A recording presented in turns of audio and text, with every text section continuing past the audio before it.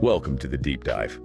Today, we're really digging into the latest earnings call from a pretty interesting company in that whole marketing, tech, and video space. That's right. We've got the numbers, the strategy commentary from management. Our goal is to pull out what really matters for you, the key takeaways, maybe what surprised us, and where they're saying things are headed. Yeah, exactly. We've gone through their Q1 2025 call materials, and it definitely paints a picture of a lot of activity, growth, strategic shifts, the works. The headline numbers look good, but well, as always, the devil's in the details, right?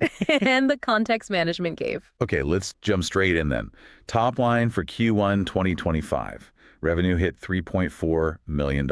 Which sounds okay, but you got to compare it. Right. Compare that to $1.1 million in Q1 last year, 2024. That's, 213% growth year over year? Pretty eye-catching. It is, but, management really emphasized annual recurring revenue, ARR. For a subscription business like this, that's often a better indicator. Okay, so what was the ARR figure? They reported $14.9 million at the end of Q1. But the really striking number was the growth rate they talked about. Which was? A 268% annualized growth rate compared to just the previous quarter, Q4 2024. So that sequential growth suggests momentum is really picking up. Exactly. That's the signal they wanted to send, I think. Faster acceleration recently. And presumably that growth is helping margins. It seems so. Gross profit was also way up $2.8 million in the quarter. That's a 297% increase from Q1 24. Wow. And the margin percentage itself? Big jump there, too. Yeah. Gross margin expanded from 64.7% last year to 82.1% this Q1. That's quite a leap, over 17 percentage points. Yeah, 1,740 basis points. That suggests, better efficiency or maybe selling more high-margin stuff. Okay, moving down the P&L, what about profitability? Adjusted EBITDA. That was a loss of $1.7 million for the quarter. Slightly bigger loss than the $1.5 million in Q1 last year. Okay. But what about the standard net loss, the GAAP number? Right. So the net loss actually showed a pretty significant improvement compared to the prior quarter, Q4 24. It was better by $4 million sequentially. Sequentially, okay. And year over year? The Q1 25 net loss was $3.6 million, which is better than the $4.3 million loss in Q1 24. So improvement there too, just more pronounced versus Q4. Got it. So headlines are strong top line, massive sequential ARR growth, expanding margins, improving net loss, but adjusted EBITDA slipped a bit year over year. That sums it up pretty well. Okay, let's unpack the why. What did management point to as the drivers? Any big strategic moves? Definitely. A huge piece they discussed was clearing debt. They completed a $20.3 million debt repayment in Q1. $20 million, that's substantial. Yeah, and it paid off key vendor obligations ahead of schedule. Ahead of schedule is always a good sign. What's the impact of doing that? Well, they framed it as really strengthening the balance sheet, obviously. It directly improved stockholders' equity by $5.7 million in Q1 alone. And they expect it to materially help net income for the full year, just from lower interest payments, gives them more flexibility. Right, cleans things up financially. Okay, what about customers? Growing the base. Yep, total customer count is now over 90,000, but strategically the big push is towards mid-market and enterprise customer. The classic move for higher value, stickier revenue. Exactly, though they're still supporting small businesses. They did name drop some pretty big clients or partners like RBC Global Asset Management, Cisco, Adobe, Microsoft, Dell, Capital One. Those are solid names. Yeah. Shows they're getting traction, those larger segments. Any specific examples of deals? They did mention an expanded agreement with RBC Capital Markets using their OpenReel product. So yeah, landing and expanding within those key accounts. Okay. And on the product side, tech companies live and die by product development.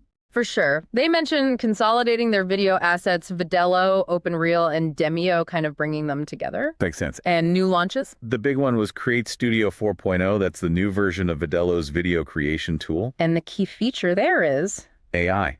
Lots of AI. They talked about voice generation, image generation, even video generation built right in. So really leaning into AI for content creation efficiency. Precisely. The idea is drastically cutting down production time. Ties right into what they said customers are asking for. Productivity boosts. Makes sense. So that's organic development. What about buying growth, acquisitions? Right. They closed the Vadello acquisition. That's done. And significantly, they signed a definitive agreement to buy Acton software. Acton software. What do they do? Enterprise marketing automation. So fits right into their broader marketing tech strategy. Important caveat, though, is the deal done? Not yet. It's subject to closing conditions. Specifically, they mentioned a financing contingency, so that needs to happen. Okay, but assuming it closes, what's the projected impact? They estimate Acton would add about $27 million in revenue for the full year 2025 on a pro forma basis. That's a significant bump. And the pipeline beyond Acton. Management sounded pretty positive. They described the 2025 M&A pipeline as looking great, lots of attractive targets, but, they added the usual disclaimer, no guarantees deals will actually close. Understood. Okay, so let's tie this all together. The numbers, the debt paydown, enterprise focus, AI, acquisitions. What's the big picture management wants investors to see? Well, the core message really leans on that ARR growth as the key momentum indicator. They see the balance sheet cleanup as like a foundational step towards hitting GAAP profitability in 2025. They guided for GAAP profit this year. Yes, and they put a number on pro forma net income, $1.4 million for FY25, which includes assumptions about Acton closing and the debt savings. And profitability often goes hand in hand with cash flow. Right. They also specifically guided towards reaching cash flow break-even operations during 2025. How are they going to manage that, especially with acquisition costs? They pointed out that Q1 operating expenses had about $1.4 million in one-time costs tied to acquisitions. Those shouldn't repeat at that level, which helps the path to break even. Okay. And the overall business model, they described it how? As scalable and asset light. There was a slight hiccup on the growth forecast, though, wasn't there? Yeah, you mentioned that initially triple digits. Right. Management mentioned triple-digit revenue growth for 2025, but then clarified that was a misstatement. The actual forecast for pro forma revenue growth, including Acton, is 19%. 19%.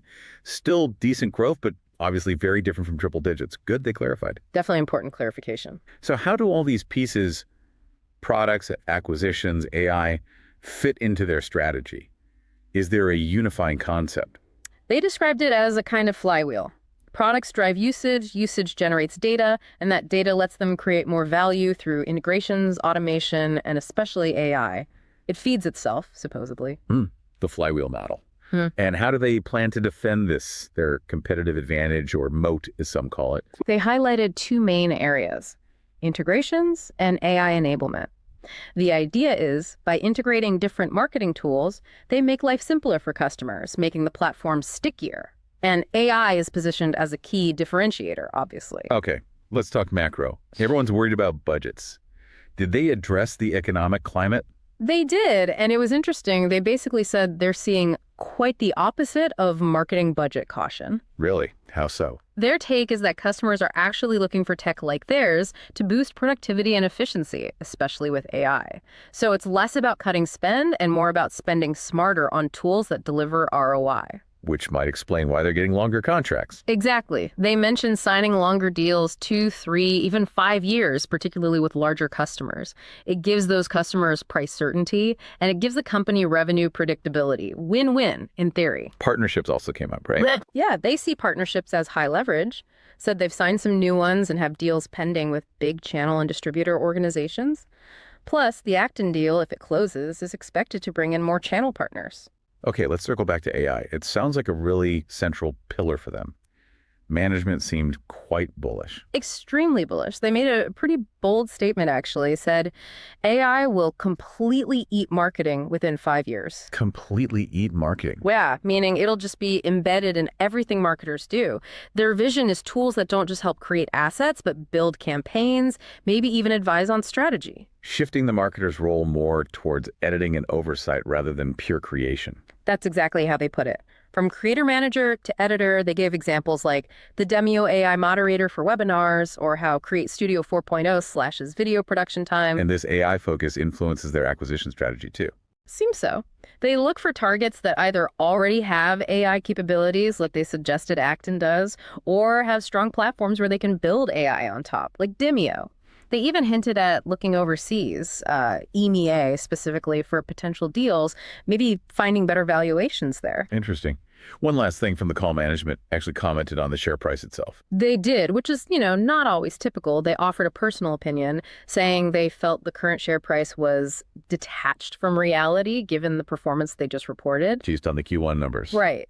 They pointed out analysts have higher price targets and basically expressed hope that the market would eventually recognize what they see as a fantastic Q1 and a much prettier picture than, say, the trailing 12 months results might suggest. Okay, we've covered the results, the strategy, the outlook. Time for our This Is Not Financial Advice segment.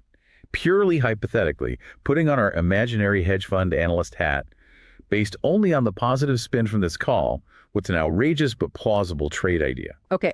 Definitely not advice, just brainstorming here. You could construct a bullish case. A long position betting on, say, two things happening. One, they successfully integrate Acton, assuming the deal closes. Two, the market fully digests that balance sheet cleanup and the path to profitability. And the thesis underpinning that. The thesis would be that the current valuation doesn't reflect the pro forma revenue boost from Acton or the potential for the valuation multiple to expand once they prove consistent GAAP profitability. Plus, that stronger balance sheet could unlock more deals down the line. Right. And how do you make that outrageous? Leverage, maybe? You could structure it using something like long-dated call options, maybe a butterfly spread targeting a significantly higher valuation multiple. Basically, making a leveraged bet that management is right about that detachment from reality and that execution will close the gap over, say, the next year or two. Pure speculation, of course. Absolutely. Purely a thought experiment based on the call narrative. Yeah. This is all about understanding the company's story, not making investment choices. Exactly right. Okay, so let's quickly recap the key takeaways from our deep dive today. Q1 2025 showed strong growth revenue, ARR, particularly sequentially, and gross margin all up significantly. Big focus on strengthening the balance sheet via debt repayment. Yep. And they're guiding for DAP profitability and cash flow break even sometime in 2025. Strategically, it's a mix of M&A like Vadello and potentially Acton, pushing into the enterprise market and really leaning heavily on integrations and AI as their competitive edge. That covers the main points, I think. And just to reiterate, this discussion, purely informational, not financial advice. Definitely. So here's a final thought for you to mull over, building on that AI theme. If management is even partially right, and AI is set to completely eat marketing, what does that really mean for the long-term value of companies building these integrated AI-powered marketing platforms? Is the market potentially undervaluing this transformation, or are there huge risks we haven't even considered yet? Something to think about. And just as a final note from the call, management did say if listeners had follow-up questions, they could reach out to their IR firm, MZ Group. They mentioned Chris Tyson specifically. Good to know. All right, thanks for joining us for this deep dive. We'll catch you on the next one.